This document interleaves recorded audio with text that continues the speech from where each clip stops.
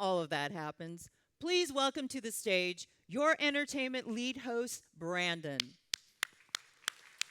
Hello, hello. So, 5 years before a single guest steps on this ship, thousands of people all over the world start working, designing, and planning every single space on board the ship, from the biggest thing like how many decks to the smallest detail like what lighting fixtures to pick. And once the plans are drawn, we head to Italy, and specifically to the Palermo shipyard on the north shore of Sicily. It's one of the many shipyards of Fincantieri, one of Europe's largest shipbuilders. But we're in Palermo for good reasons. Palermo is where the very first piece of our newest ship, Rotterdam, was built. And we'll use Rotterdam as a way of explaining how all of this works. So, if you have ever built a Lego set or a model airplane, you basically have an idea of how ships are built. 3 years before the ship was dedicated, the first sheet of steel is cut. That steel becomes part of the building blocks of the ship itself. Next time you're on shore, take a look back at the ship. See those seams? Each one of those seams is a building block that was built in a shipyard somewhere in Italy. The blocks are then put on barges and brought here, the Maghera shipyard just outside of Venice. That's where the ship is assembled. Giant cranes move huge sections of ship, placing one on top of the other.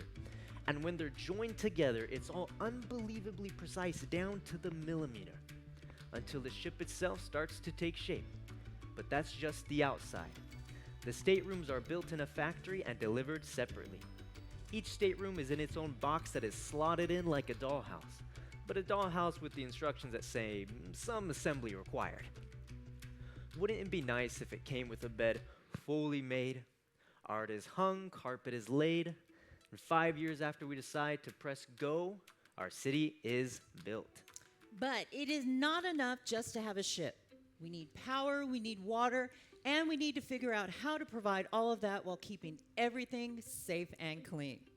Now, to explain how all of that works, we're going to take our first stop on this journey. We're going to visit our version of Public Works way down below in a place called the Engine Control Room. Now, here's Second Engineer Roman to help explain. In general, I think the guest or the person who first step on board might have an opinion that all the operations are done on a bridge. However, it's the entire few decks down below with the people running the equipment, controlling the parameters, and doing their daily maintenance and troubleshooting. Our day-to-day operations are on the entire ecosystem, meaning to maintain the entire ecosystem like you have in any big city or even a small village. Starting from producing and supplying the potable water, the water to the showers, and ending up with charging your phone and be able to switch on your reading light before you go to bed. Now, let's actually start with the power, and to help explain that, I'm going to ask Brandon here to help us out. Absolutely. On land, you plug into an outlet and you're connecting to a grid that is fed power by a power plant, right? At home, you might get your power from coal plants, or maybe hydroelectric, or wind, or solar. That's how it is in the city, right? And it's basically the same here. We always compare the cruise ships with the cities, but the only major difference with the city will be that we still moving. We're moving on a daily basis. So we have 4 diesel engines. They are MAK Caterpillar engines, producing around 12.6 megawatts, so that's around 15,000 horsepower. They drive generators. These generators drive a switchboard, and from there we distribute electrical power throughout the ship. Of course, we have air conditioning, and we have hotel that has to have electricity, but also our propulsion system is an electrical system. That's Stefan. He's a chief engineer, and what he said is sort of important. So, check out these engines. These are diesel engines, just like you might find in a car or a truck, but way bigger and way more efficient. But we'll get into that in a moment. These engines don't move the ship, which I know is strange. They generate electricity, and the electricity moves the ship. Now, when most people think of how a ship moves, they imagine a shaft and a propeller. Well, we have neither. And this is confusing because, well, that does look like a propeller, but it's an azipod. And here's the difference. While the propeller is attached directly to the engine, azipods are completely different. They are a self-contained electric motor. It's an electric motor hanging basically outside the vessel, which is an efficient and new way of propelling a cruise ship.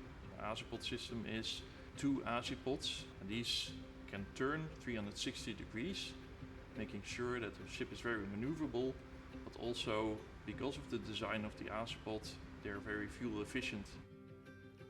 Yes, and more fuel efficiency is extremely important for us, because the more efficient we all are, the better it is for the environment. How cool is that? Thank you so much, Brandon, for helping us out here. Come on out. All right. Okay. First, I have to explain something to our guest. So for this, we have to go back below decks, past the ECR and all the utilities to visit a place where we started our show. Most of us never visit our food storage areas. So, when we arrive at our home port, we do a lot of things. We take care of your luggage, we clean the staterooms, we make sure customs and immigration is smooth, and we resupply. And I just want to run through some numbers because honestly, it's amazing. So, Chef, do you know how many pallets of food we take on? Yes, of course.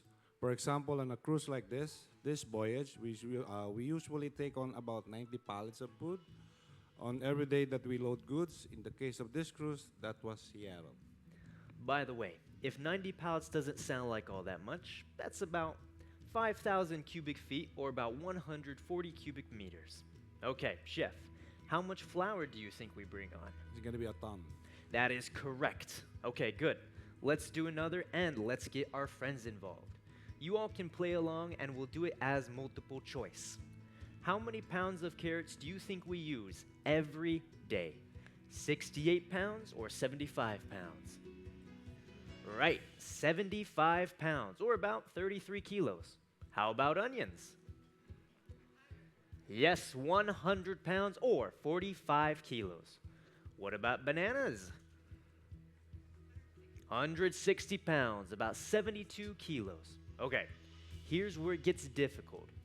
Chicken. How much chicken do you think we go through in a single day? Correct again, almost 500 pounds or 230 kilos.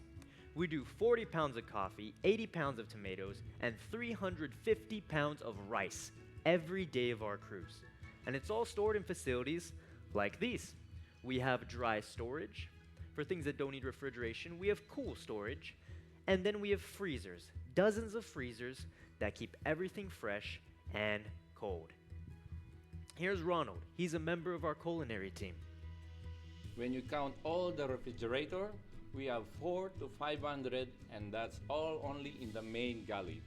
We have a big galley in deck 2, and we have the bigger galley in deck 3, and we have the kitchens in all the cafe. Right, we have so many kitchens or galleys on board. Chef, tell our guest how many people work here just to feed them. There are almost 140 people in total that work in food preparation on board. 100 of them are cooks. I want you to tell us about a place that I bet most of our guests don't even imagine exist.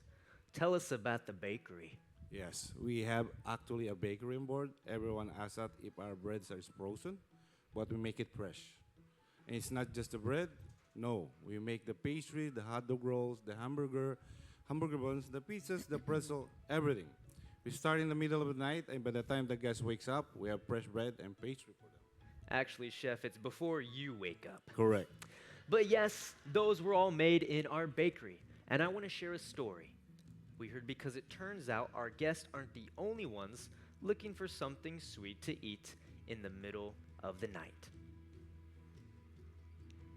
I worked as a night manager on the night shift, and there was this ritual some of the middle managers and managers would do, because we all knew the pastry chef would take out the cinnamon rolls at 4-5 in the morning, and we would walk into the bakery at about 4:30, it would be a daily ritual for the night team to have a cinnamon roll and coffee. It's a ritual which is passed on from team to team. Now, go looking for the bakery in the middle of the night. But maybe next time you're in Lido, take a look at all their hard work, all those pastries, and don't just look, load up. You only live once. Thank you, Chef, for all your team's hard work. We literally couldn't live without you. Thank you so much, Chef and Brandon. All right, so all of that food,